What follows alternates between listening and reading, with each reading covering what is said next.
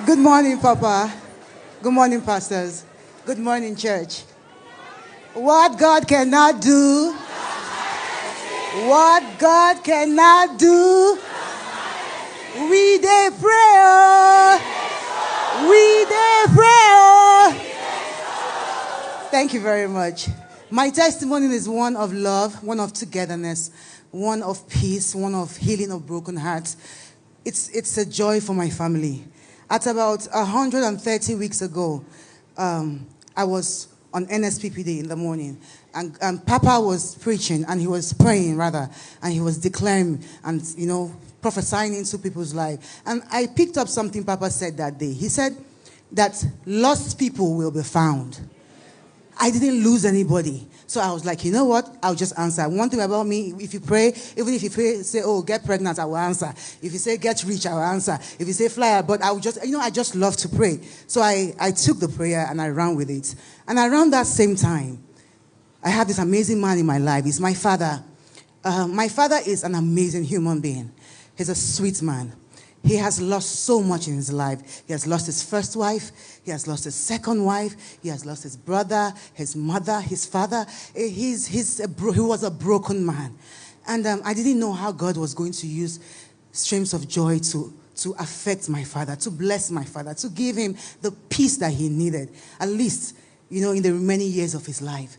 Papa said that declaration. And 2 days later, I went into my DM. I don't know how I got to that DM, because if you know high-profile Instagram pages, you could send me a DM. I'm not following you. You can send me a DM, and it will take 5 years before I see it, because the world wants to try to reach us, so it's very hard.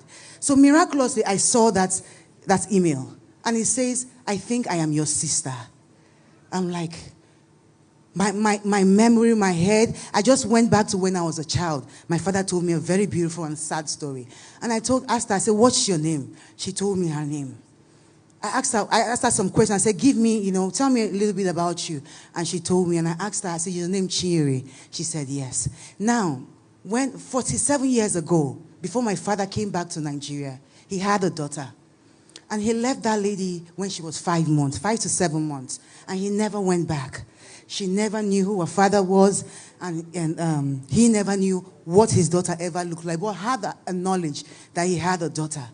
God, in that time when Pastor said that you were going to find a lost person, God brought the both of them together.